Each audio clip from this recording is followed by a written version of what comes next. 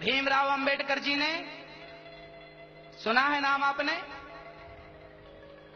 हिंदुस्तान के लोग कहते हैं कि हमारे देश का संविधान भीमराव अंबेडकर जी ने लिखा, पर मैं कहता हूं कि नहीं लिखा।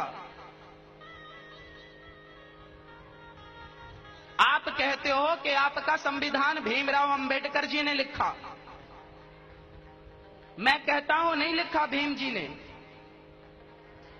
मैं आपसे पूछना चाहता हूं, जब भीमराव अंबेडकर जी का जन्म नहीं हुआ था तब क्या मेरे देश में संविधान नहीं था?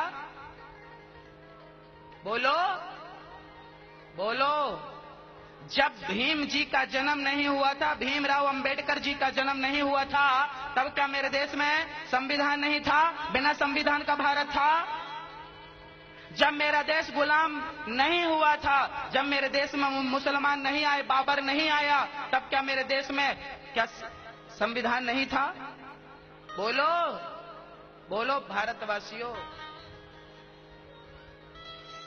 जब मेरे देश में कृष्ण थे, जब मेरे देश में राम थे, जब मेरे देश में महाराणा प्रताप थे, झांसी की रानी थी, वीर शिवाजी थे, क्या तब मेरे देश में संविधान नहीं था?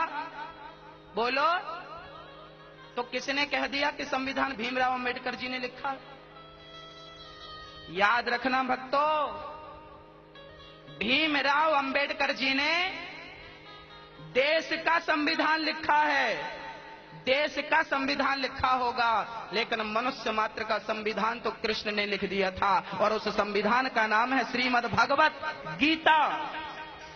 गीता ही वो संविधान है जो हर मनुष्य को सच्चे मार्ग पर चलने की प्रेरणा देती है। वो देश का संविधान है भीम जी का, मनुष्य का संविधान मेरे कृष्ण ने लिखा था। बोलो, भीम जी ने कौन सा संविधान लिखा? देश का संविधान लिखा है। मनुष्य मात्र का संविधान किसने लिखा?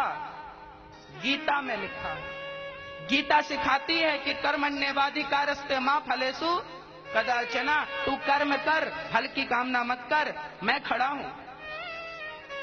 सर्वधर्मान परित्यज्य मामेकं शरणं व्रज, तो सारे कर्मों को छोड़ मेरी शरण में आ। मामेकं शरणं व्रज, जब तू मेरी शरण में आएगा तो हम त्वा सर्व पापेभ्यो, मैं तुझे सारे पापों से मुक्त करके मोक्षयिष्यामि मा शुचः, तुझे मोक्ष का अधिकारी बना